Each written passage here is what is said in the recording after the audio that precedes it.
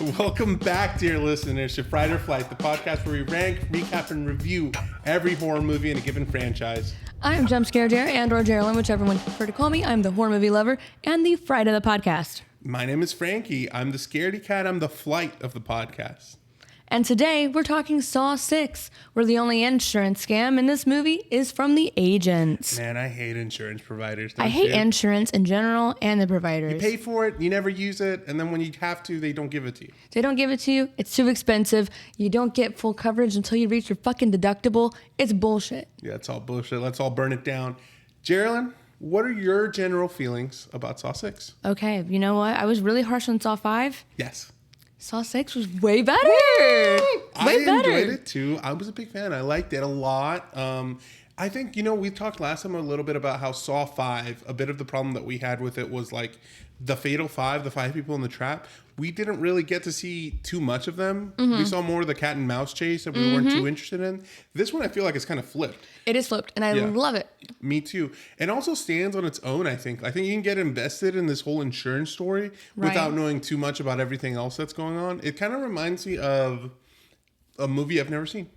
Or, I was referencing Parasite. Okay, I actually have not seen that one either. We'll definitely have to watch it for the podcast at some point. It also kind of reminds me of the show on Netflix that was really big like 2 years ago. I forget what it's called. It was like this Korean show. It was about like contestants in a game kind of thing. Squid Games? Squid Games, yeah, that's it. Where like it's just like super conceptual. Like the whole insurance thing, and they got to go through these steps or whatever. Where like I never watched it.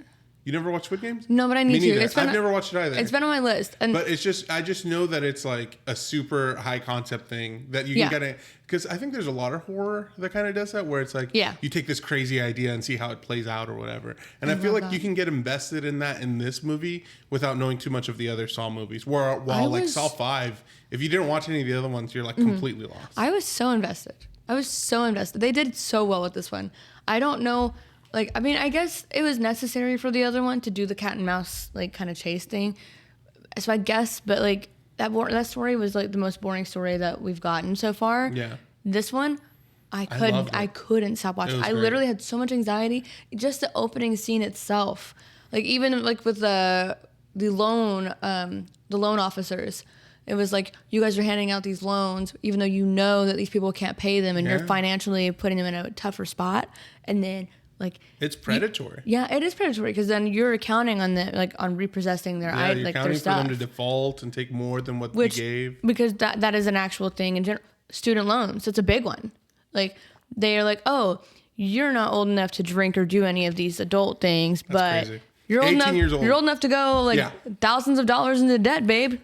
That's right. I hate it. So predatory because you're 18 years old when you typically are out of like high school. And you make that one mistake. Rest of your life you're paying off that, and you don't have a job that like reflects whatever money that you got the loan for. It's so bad, and this movie still holds up. Still holds up. It makes it easier to sympathize a little bit with Jigsaw in that, like, you're kind of rooting against a lot of these, official agents and people. This is kind of another one that's got that eat the rich kind of vibe. I'm like, fuck those guys. Fuck them. I think we can all relate to it a little bit. A little bit. This movie features our 4th director now. We get Kevin Grudert, who has been actually the editor for the Saw movies since the first one. Really? Yeah, he's edited every Saw 1 through 5, and then he got to direct the 6th one. So he's like, okay, I be knowing what I'm doing. Yeah, he's been with the franchise the whole time. That's really fun. Yeah. Here's a clip of him talking about directing this movie. I remember on Saw 6 when I was incredibly high on the experience of having finished shooting the film. And then when I came in to watch it, it had nothing to do with the quality of the edit, but watching it and seeing it shrunk down into a little computer screen was kind of devastating. Like you're so used to the bigness and the sort of epic experience of working on a giant soundstage and shooting all these scenes and working with all these people, and then suddenly it all gets distilled into this little low quality video window. It's hard. It's really hard. And it never gets easier. Even on a film like this, where I edited it myself, that first cut is like, whew, do we have it? Please. Isn't that so human?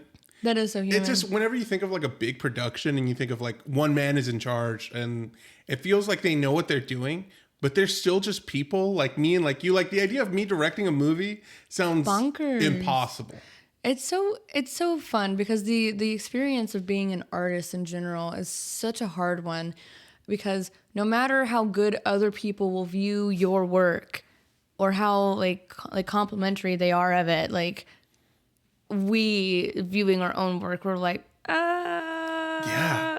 So that's kind of rewarding to know that we're not alone in that experience. Every artist probably has that. I mean, some level of imposter syndrome. I'm sure. Yeah. Oh my God. Yes. It's so bad. And I kind of feel bad that like we are so harsh on ourselves, because we should be able to look at the thing that we've made and be like, I fucking did that. I did that. Sometimes I can do that, but then if I stare at something for too long that I've done and I'm like, I hate it.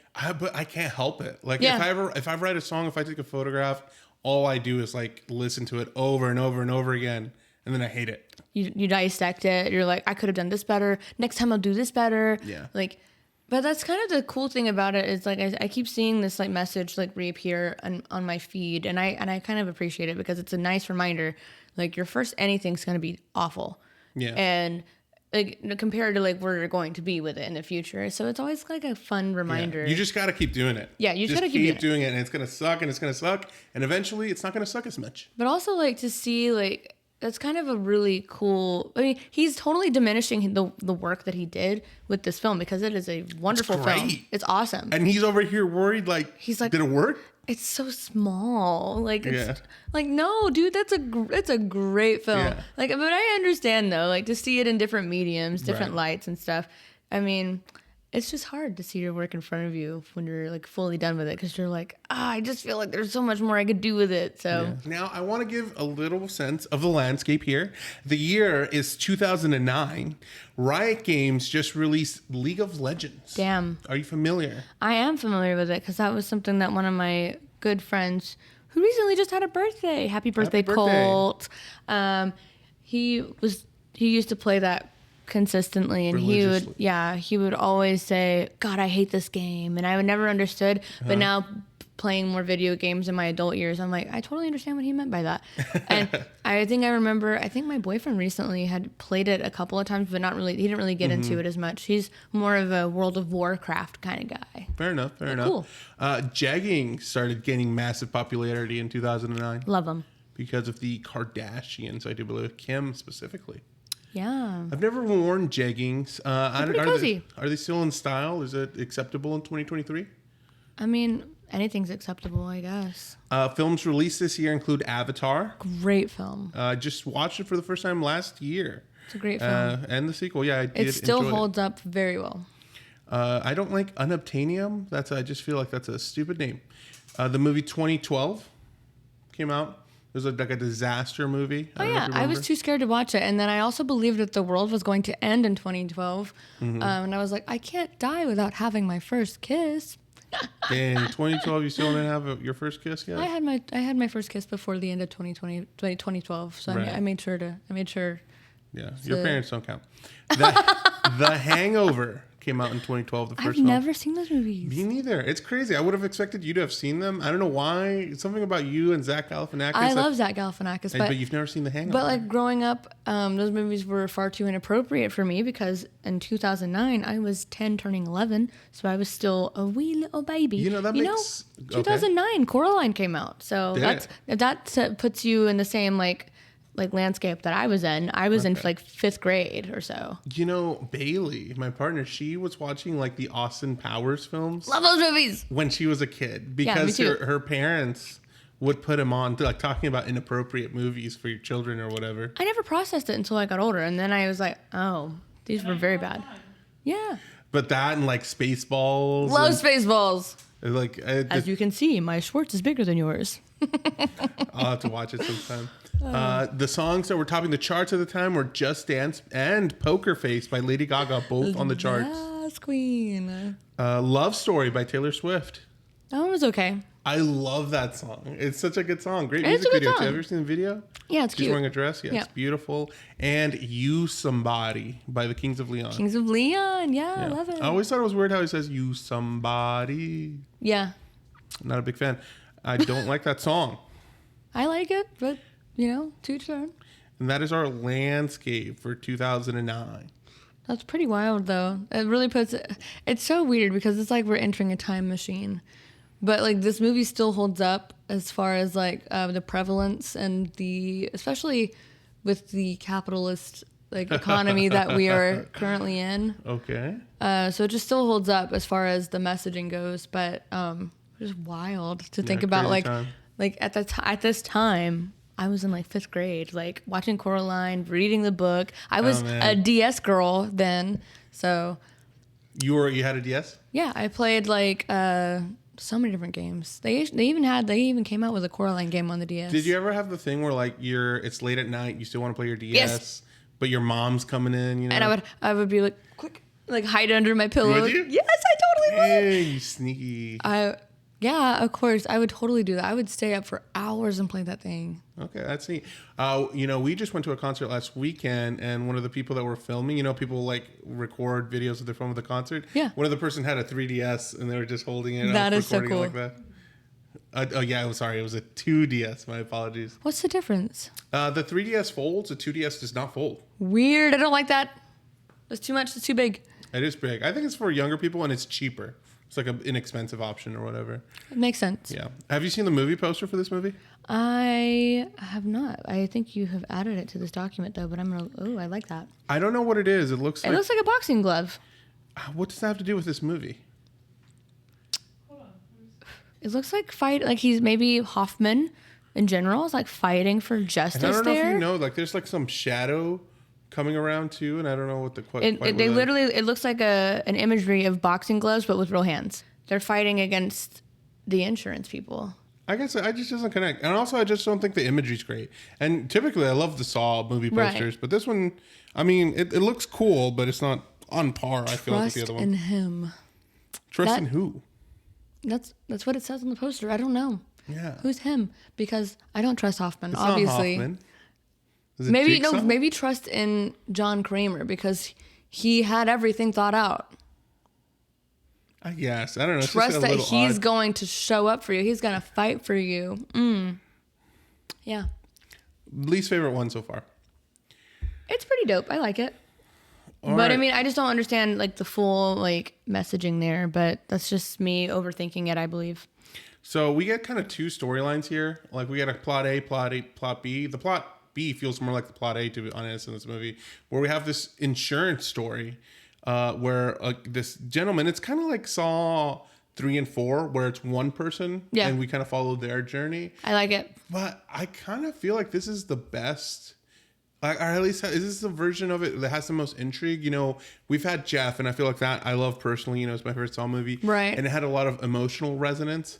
I feel like Saw 4, where we had Rig, I really enjoyed that too, and I like all the complexity of what he went through. But there's just something this one feels like the most narratively sufficient. I guess to me, I agree, but in a different way because I think that. What we're doing, we're seeing it through the eyes of a villain here. Mm-hmm. Because the other two were not villains. They were just flawed people. You know what? You're right. Yeah. This guy is a villain. Yeah, he has literally, like Jigsaw has mentioned, you choose who lives and dies. Yes. He has definitely hurt people. He's an awful guy. I mean, he just sits behind a desk and he tells people like, ooh, looks like you can't, you had this random oral surgery that has nothing to do with your heart illness. And because of that, we're not going to cover you. So you're going to go ahead and die. Yeah. Yeah. I love the interaction between him and John Kramer in this movie. Yeah. Where John Kramer gets turned down and this is somebody he already knew. Mm-hmm.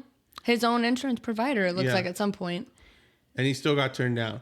And I think I love it when we get to see... It's just policy. It's just policy, yeah. But it's so satisfying then when that gets used against him. Yeah. During the traps. Yeah. Yeah. 1000%. But however, that person's performance, Peter Outerbridge, I think it did a great job. Great job. Like, don't get me wrong. There's a lot of the time, I hate him, But he is interesting to like follow throughout this whole narrative. And I guess you kind of root for him to see his like to see the error of his way.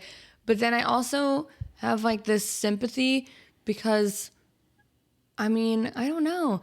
Like he does have a family and he is trying to just look out for his business and stuff too. But also at the same time, it just sounds greedy though. Right, it is. But at the same time, like you can see like there is remorse when he's going through these tests, these trials. You know? I do think there is a sense of him kind of learning his lesson. 1,000%. I think so.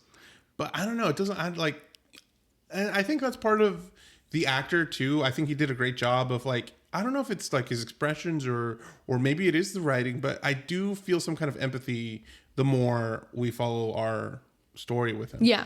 Yeah. I think he does a very good job though. Yes. What did you think about the opening of the movie? It was tough. It was so tough. I was not expecting that opening. Of course, there's always some epic opening, but like this was probably the most gruesome opening we've had in a while. You think so? I think so. Yeah. Because they're like, oh, like whoever puts the like. You have to like tear your flesh apart, basically. Whoever puts the most like flesh and it weighs the most, like will be released first, and the other person will die, basically. And first of all, I think I wrote down a note about it. The sacrifice of flesh is what it is, and they're lone people, so they're predators anyway. So fuck them, I don't care. The years moving on their heads, to me, is what I wrote down. Is the best way that I can describe having headaches. I'm like, yep. I hear that a lot. People that get migraines. Yeah. Like that's the kind of similar thing. It looks kind of relaxing in a different light. Where like, no, listen to me. Like, you know how like you rub your temples? Yeah. It looks like that's where like the drill parts were. 1,000%. So it's like, that kind of maybe help at least at the beginning. It might feel a little good, a little relieving now. I disagree, but go for it. This one was kind of unfair, don't you think? Brutal, very unfair. Because one of them, like, they show at the beginning, like, this guy starts taking stuff out of his stomach. He's a bigger guy.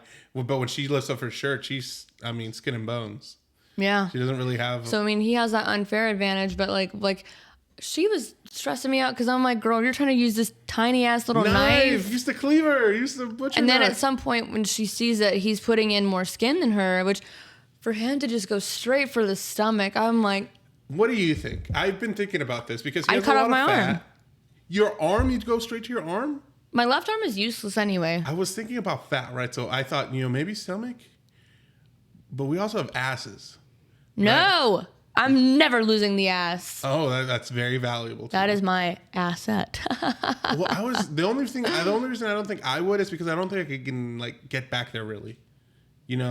Like he was having a hard time with his stomach. How the fuck, I can't, there's not a mirror. I would need something to be quick and painless. I would just have to like do a little, the thing, make the blood kind of flow, stop a little bit, cut that fucking arm off. I swear. Yeah. She was doing a lot of calculating. That's the only thing she put in there. Like he kept on putting bit by bit in there, but she was like, oh, this isn't going to be enough, and starts over someplace else on her arm until she pulled out the cleaver and just whacked it off. And then once she realizes that he's like coming close to putting more weight in there, then she starts going, wow, wow. What? And I'm like, her survival instinct kicked in, and I was like, oh man, this is brutal. What do you think about her performance? Great. Yeah? It was so convincing and so great, and it was like, I was like, man, please. But like, he was kind of a dick to her. He's like, I'm not dying in here with you. I don't think that's a dick thing to say. I think we get to see all these people like panic mode, and they do like, you go all out. When it's down to the line, it's between me and you. Yeah. I'm sure if my life were on the line and it's like, I don't know, say for instance, me and you co-host. Oh, wow. I'm sure we'd be like fighting and saying that. You'd probably be like, this redneck bitch, no. And I'd probably be like, no, he's mean to me. He's a bully. Now, so I'm glad that you say you enjoyed her performance. Yeah. Tanisha Howard is her name. She plays Simone because she has a very interesting backstory. Cool. The reason she's in this movie to begin this is because the actress actually won a reality TV contest, a Saw-themed TV show. That is fun. That was out at the time. That was judged by Shawnee Smith herself. That is so fun. And James Gunn, who at the time was known for making this movie called Slither. Not familiar. I have not watched it, but I'm going to add it to a list real quick so I can view it. So that's before Guardians of the Galaxy. That's before Suicide Squad. Like, this is that's what he's known for at the time. I'm telling you, a lot of people get their start in the horror movie franchise, horror industry in general. The show was on VH1. Fun. And it was called Scream Queens. And it was this show where a bunch of actresses got together and, they would have to participate in like obstacle courses and traps of their own. And whoever won got a role in Saw.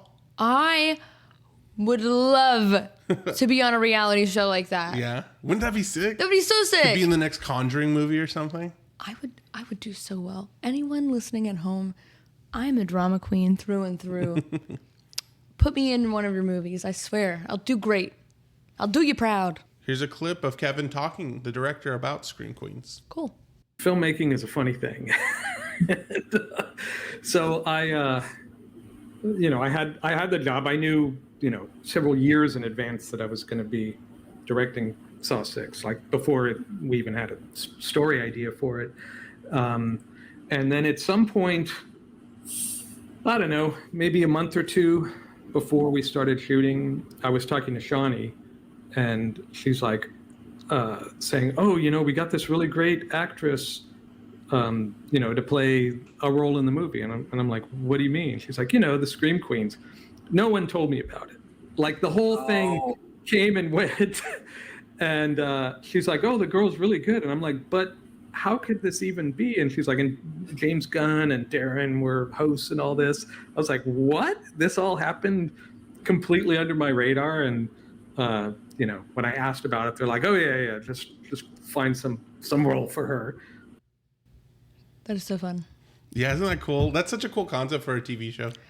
They need to bring it back because that would still be like, I don't know why they just like throw these shows out there and then do like maybe 1 or 2 seasons. They of don't them. get the ratings, and that's so dumb because like the enjoyment that they bring. Yeah, you weren't of age enough. You weren't old enough to be on like a Scream Queens back then, but now, sign me up.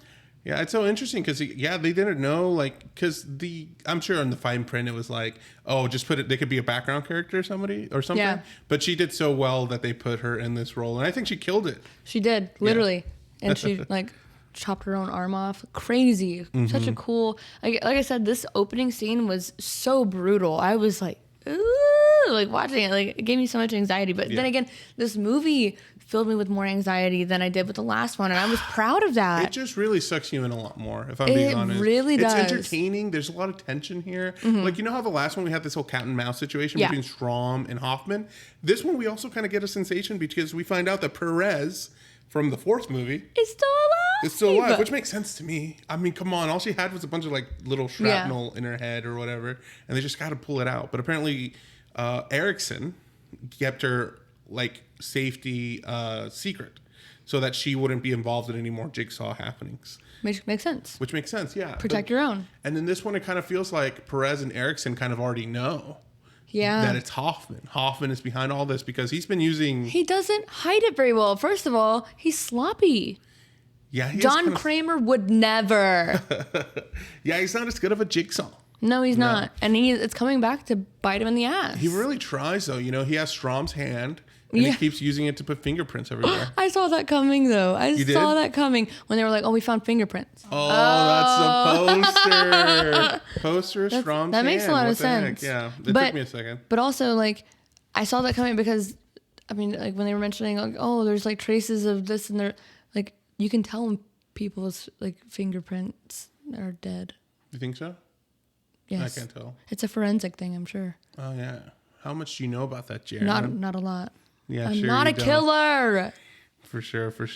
We all believe you. Literally, I'm a baby.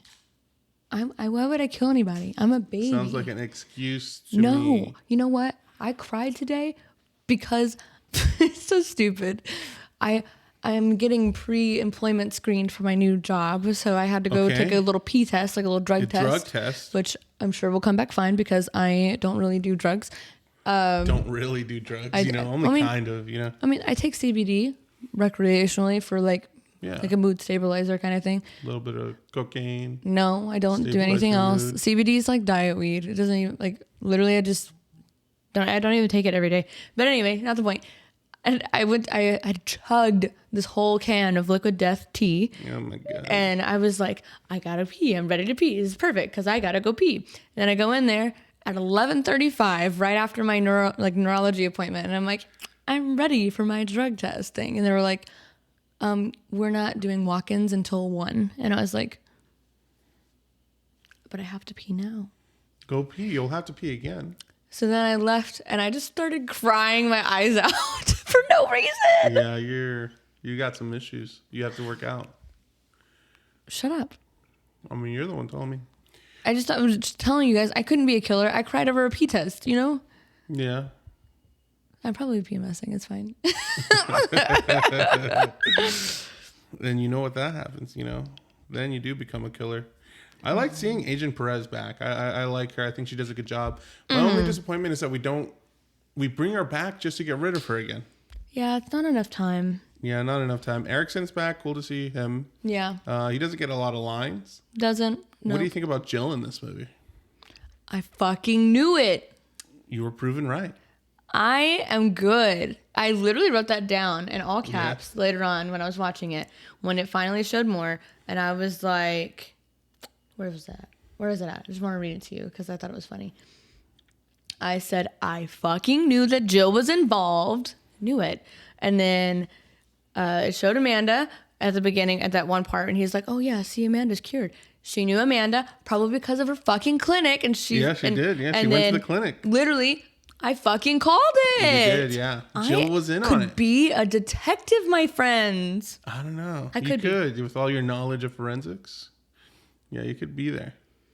I like Jill in this movie. In general, I like Jill. I don't know why. I don't know what her deal is, but I like her. I don't know. She seems kind of like bitchy, but in a cool way. Fair enough. It was your aspirations right there. Yeah, there's nothing wrong with it. Unfortunately, this movie didn't do as well as the other films at the box office. Probably because of the way that number 5 ended, if I'm being honest. That's what I'm thinking. Because this one, I'm with you. I like this movie a lot. This movie made $70 million at the box office. That's not bad. And against an $11 million budget. So it did great. It did 7 times its budget. It cost $1 million more to make than the previous film. But I think it's a lot better than the last one. I think people were just burned by the last one and were like, oh, the series sucks now. I'm not going to go back. I'll be honest. Like, before watching it, I was like, oh, I don't want to watch this one because of the way 5 ended. But I was like, maybe if I shut up and just watch it, it'll be good. And then I, ate my words because I was like, I remember here, like, hating on 5. And I was like, 6 made it all worth it. And it kind of linked everything together in such a better way. You get to see more interactions between Amanda and John and Hoffman that felt more organic. Yeah. And I was like, okay, now seeing them all like work together, this makes more sense. If they had done a little bit more of that in the previous film, I think it would have worked a little bit better. Yeah, honestly. I agree. I also like the tension that we get to see this time between Amanda and Hoffman. Like, they kind of don't like each other, it looks like. Yeah. Yeah. I maybe because one of them feels like they're going to be like head bitch in charge, which literally one of them is once, John Kramer dies, because William Easton, who is our like antagonist but also protagonist in the movie, once we see that interaction with him and Jigsaw, and he's like, yeah, fam, sorry, I'm not gonna, no insurance for you. Yeah. Like, we get to see like that. And so, I mean, because of that, Jigsaw dies. Yeah. But I mean, not just that, because it was also because of Amanda and Jeff and that whole thing. Yeah. And Hoffman left a letter, like, kind of betraying everybody. Yes. Like sabotaging Amanda, basically, because he knew if Amanda did this, I was wondering what the letter said, and I was wondering if we would ever find out. I thought it was either from Jigsaw himself, like, hey, I'm dying, and I know that you have, like I know that you love me, and I know that you, like, but, like, something, like, more endearing. Mm-hmm. No, it's blackmail. It's blackmail, yeah. Originally, when people would ask Darren this question on, like, House of Jigsaw, the forum online, a lot of people were curious about, like, what was on the letter? And Darren's answer, the director of that movie, was always like, it doesn't matter what was on the letter. That, whatever it was, it just made her very upset. So he always kept it very vague. Like, who knows what it could be. It makes so much sense. It links everything together, like, so perfectly. And I was like, no effing way. And then to find out that Amanda was with Cecil. Okay, what do you think about that? Yeah, like broke my heart. Yeah. Like, and the fact that like she was like, it was still an accident though. Like, but like he's like, oh yeah, I'm gonna tell John that you're the one who was there with Cecil the night that Gideon got killed. Like, and that's all she wants is John's approval. So that was so devastating to her that she'd rather just kill Lynn. Yeah. And then we could have still had Amanda. I love Amanda. I love Shawnee Smith. I much prefer her as one of the disciples as opposed to Mark Hoffman. Mm-hmm. I don't know why, but I like Mark Hoffman's a lot more tolerable in this movie for me. He is. He does something different for me this movie. Like, I think it's because he doesn't talk as much. I think so too. And also I like him being kind of chased by the FBI. Yeah. Like whenever you see him in a room together, like, oh, looks like we got the voice, or like, oh, this guy used a different knife. So it's probably not him, dog. That's what I'm saying though. He's sloppy.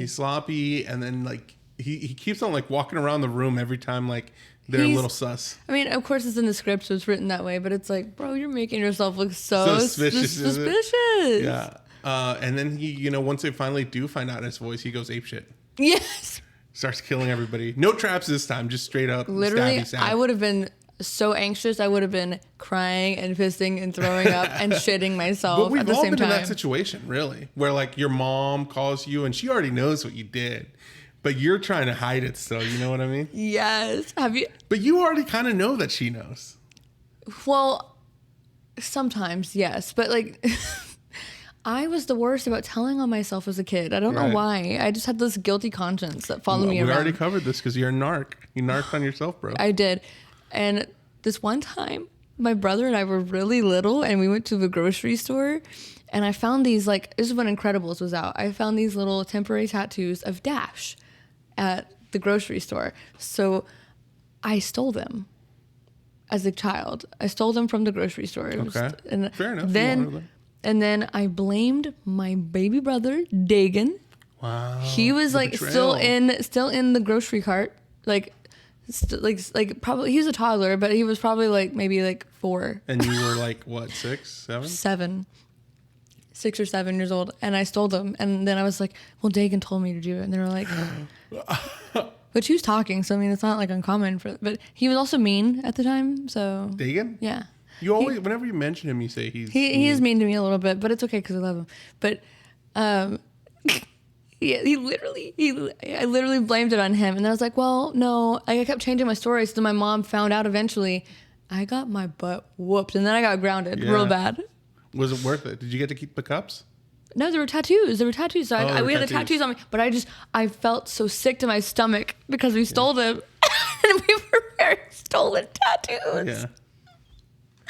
Yeah, see, you wouldn't be nice. I'm not cut out for the the edgy life. Yeah, no, and I would never commit any crime with you.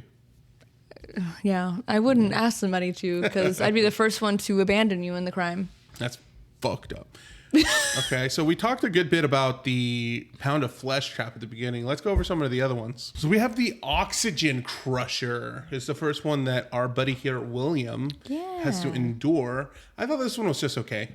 I didn't think anything too much of it. Poor janitor.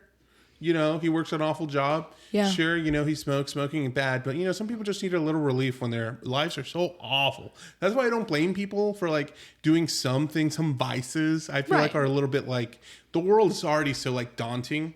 Yeah. That, I hate it when I hear people say, like, oh, my gosh, like, you complain about being poor, all this or that. You need to, if you really were up to it, you'd be saving money. You wouldn't be going to McDonald's on Saturdays or whatever. You know what I say to that? What?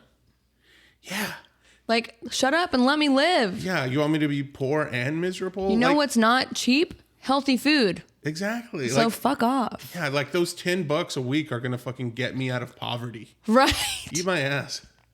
Exactly. So I hate that kind of stuff. So yeah, I don't blame him for smoking here and there. But yeah, I thought the oxygen crusher was just okay. I think the visual of seeing like that little tube, I think that was really cool. That was cool, but I was like not impressed by this one. I was like, oh, okay, this is kind of. But the further into it that we get, the more intense the traps get, and the more like, oh, holy shit! But like I was like as a reaction, like I was like, man, I think Oh, I'll let you continue to go through them and we can just discuss them like that, I guess. Because I was just going to go out and say my favorite one, but then I was like, no way. I'll just let you go through them. We'll get to it. We also have the gallows as a second one that William goes up against. It's not really much of a trap. It's just more of a decision. Two people are just kind of standing on this very small platform. This one was tough. And they both have like basically nooses wrapped around them. Yeah. And Easton has to make the choice of like, he can only save one. Which one is he going to save? Who would you save? Okay, so I think about this a lot. Often it's a hypothetical question I like to ask myself about the people that I know. Right. And I always think to myself, like, let's say I have brothers, right? Let's say I was drowning and so was one of my other younger brothers. Mm-hmm. I would always be like, save them instead of me. Not just out of a selfless thing, but my logic is kind of thinking like, I've already lived up to this age. They haven't had that opportunity yet. Okay, that's take fair. Them. So in this one, unfortunately, I would have picked the younger gentleman. Really? Yeah. I know the other person has family. Yeah. But like she's already lived up to this certain age, and the younger guy he hadn't. He hadn't had the opportunity to start a family yet. That's true. I mean, because he didn't have any family at the time or anything. That's tough because my brain was like, oh yeah, I'm picking the person who's got family members because she's a mother, she's a sister, she's grandmother. Like my brain was thinking about all of her roles, but then again, you threw back another thing that makes me question. I'm like, dang, am I a bad person? That's a tough decision. I mean, yeah, it's a tough decision. He ended up you have to choose one or the other, or they both die. Yeah, and he picked the mother as opposed to the young guy. Yeah. Which makes sense. I mean, I don't blame him. And I think there's also a little bit more sympathy. Yeah. In general, I think Easton has more of a sympathy towards women because later on we see some other events where he, ends up picking on women as opposed to men.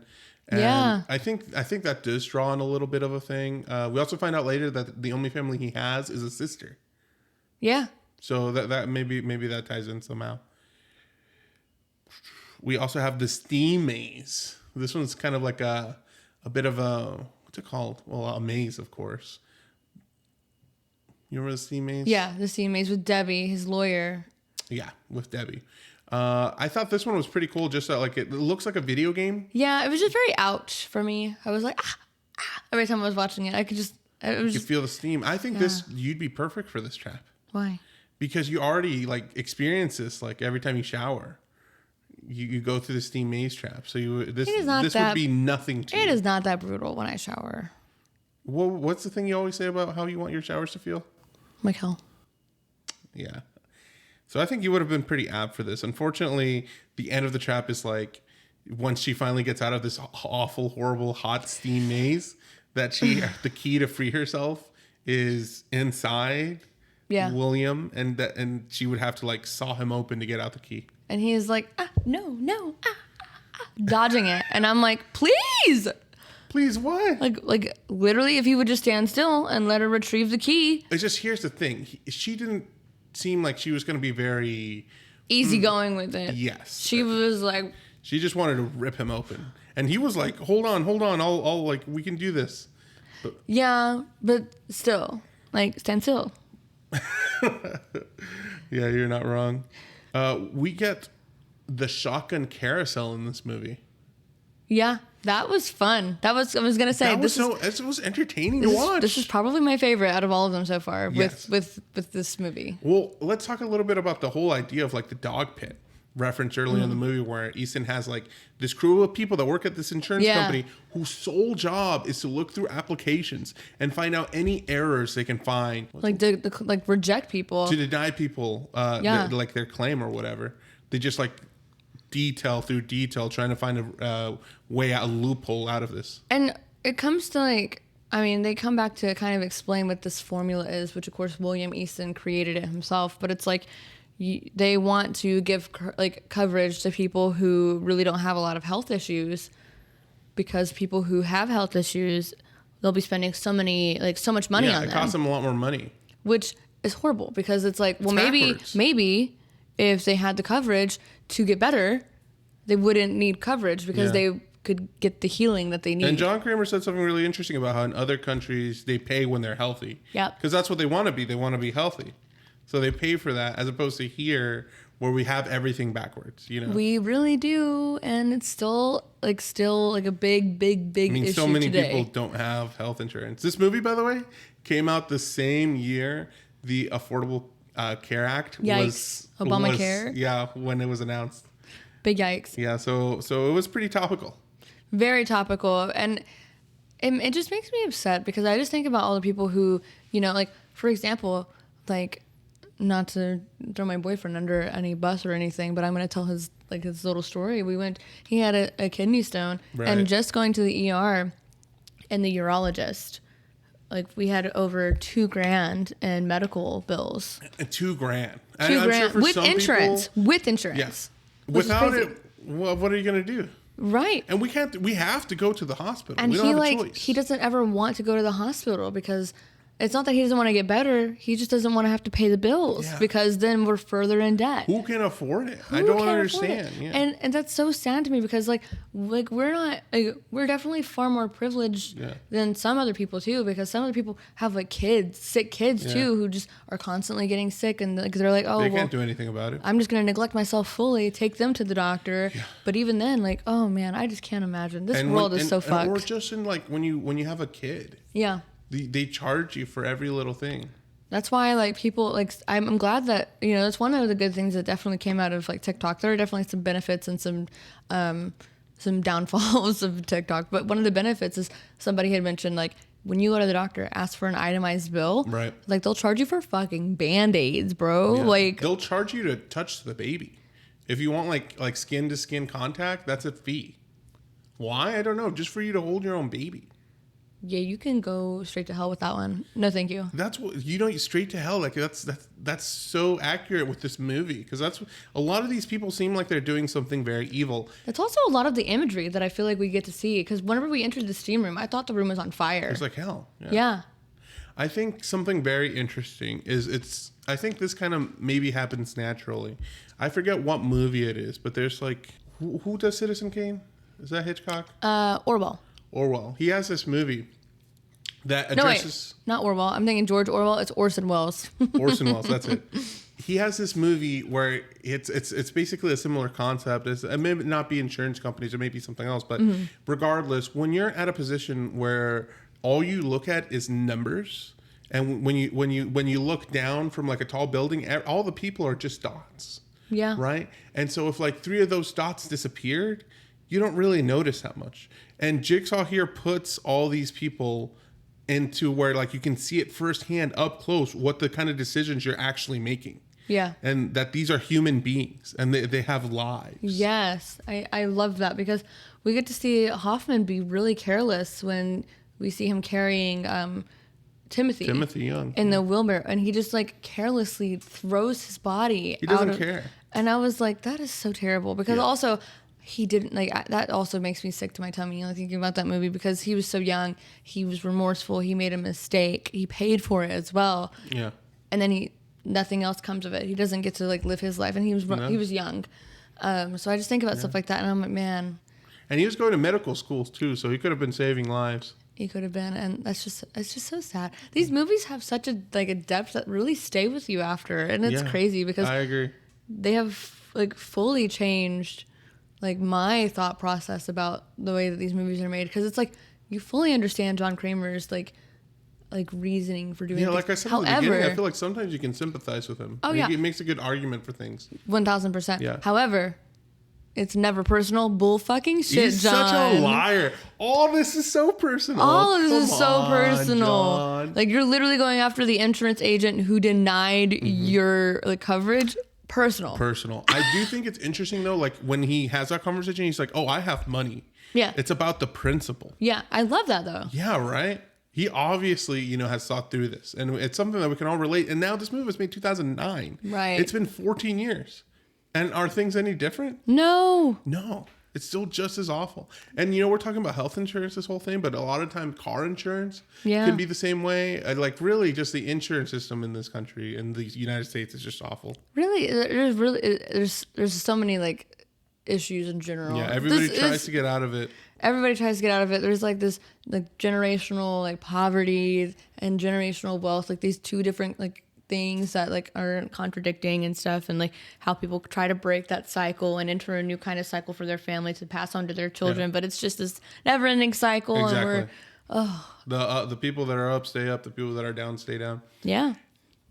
And what do you think in general about this notion of like this movie making like a kind of political commentary? I love it. Yeah. I feel like it's brave to like have a big statement about stuff like that, because you don't have a lot of movies that really outrightly do that, especially like in horror movies. Yeah, and a lot of people dislike that. They don't like it when political things are brought up. Well, because they want to stick their head in the sand and like not like own or not face with the reality. But I think this one features something that like a lot of people can relate to, despite where you're from or what side of the aisle that you stand on. Yeah. The last trap that we have here to talk about, we have two of them. We have the acid room. Yeah. Which doesn't get a payoff until the very end. It doesn't. Where we find out after Easton has gone through all of his trials of tribulations that his fate actually is landed on a different group of people. We thought this whole time, here's the twist, that his wife and son had been watching him go through the trial this whole time. Nope. But no, when he finally gets to that end room, in one cage is who we thought was his family, and the other one is who's his actual family, just his sister. Yeah, which is Pamela Jenkins, the like sensationalist journalist that is profiting off John Kramer. Yeah, off his life, like sensationalizing it. And it's like, oh, that's not their dad. The dad is the person that he denied coverage for. Which is wild. When that twist came, I was like, no fucking way. Yeah, right? I wasn't expecting it. He just needed coverage, I think. Yeah.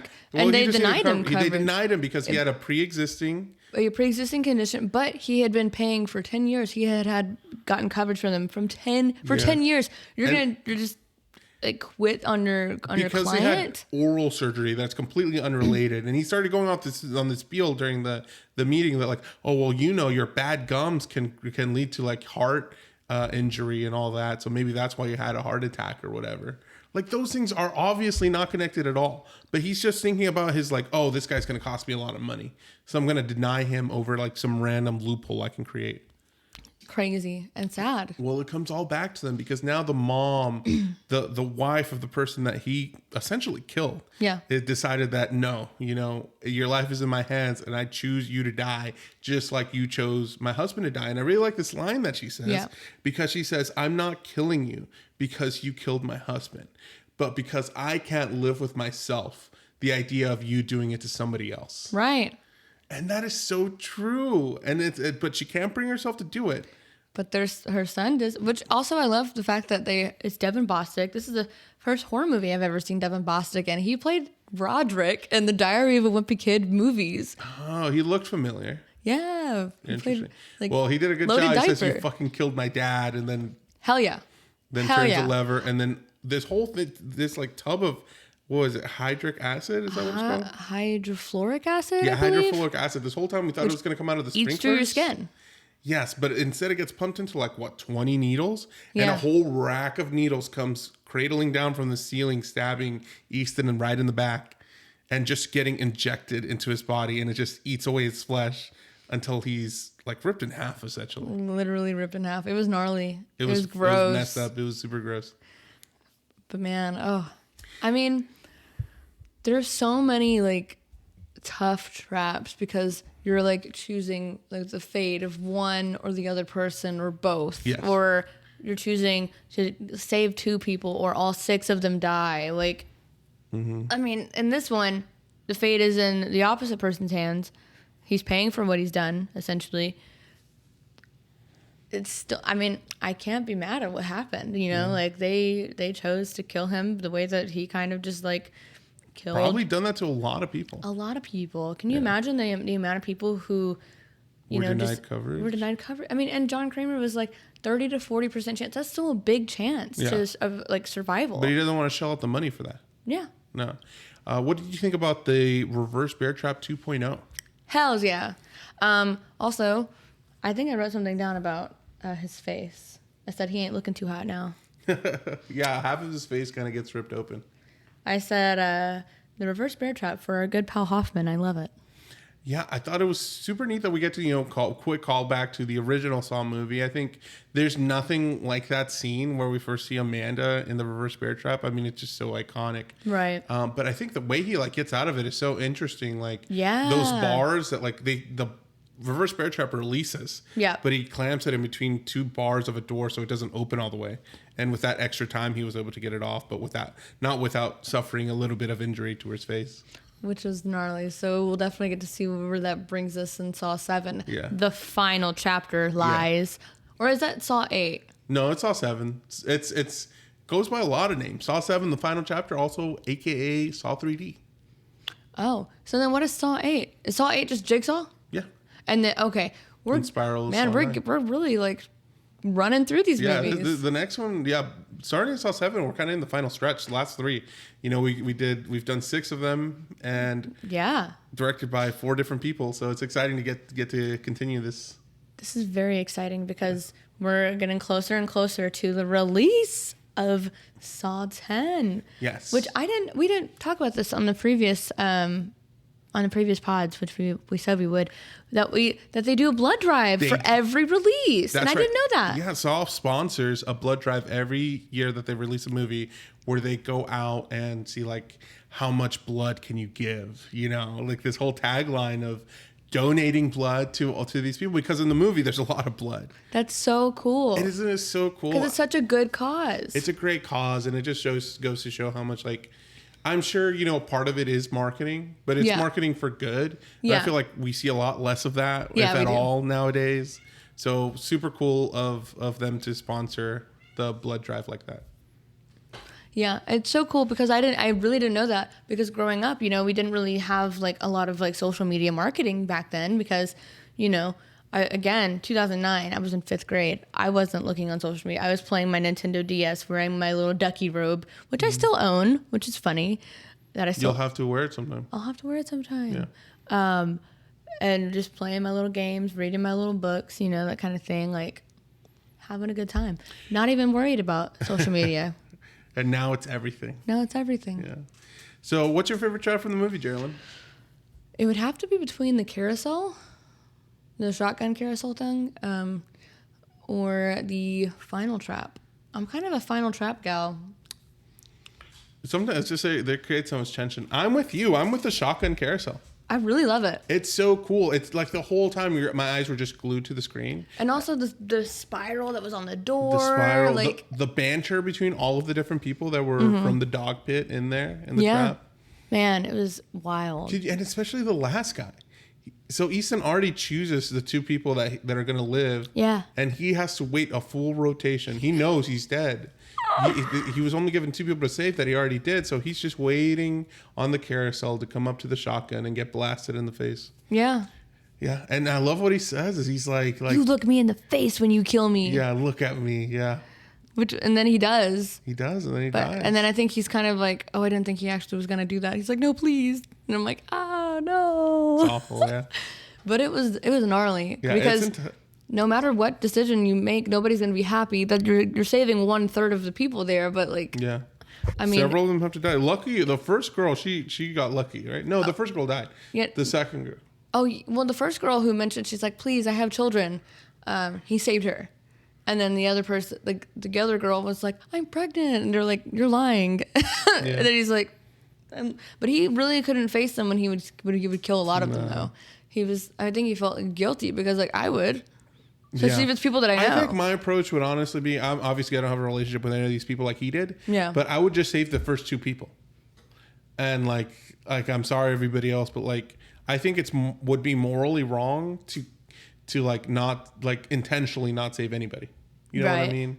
So I think this movie has a lot of trolley problem. Yes, I hate those kind of questions though, because it's what's worse?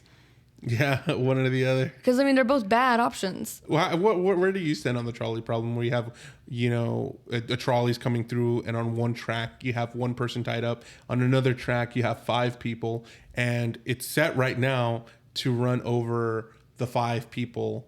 But if you switch it, it runs over the 1 person.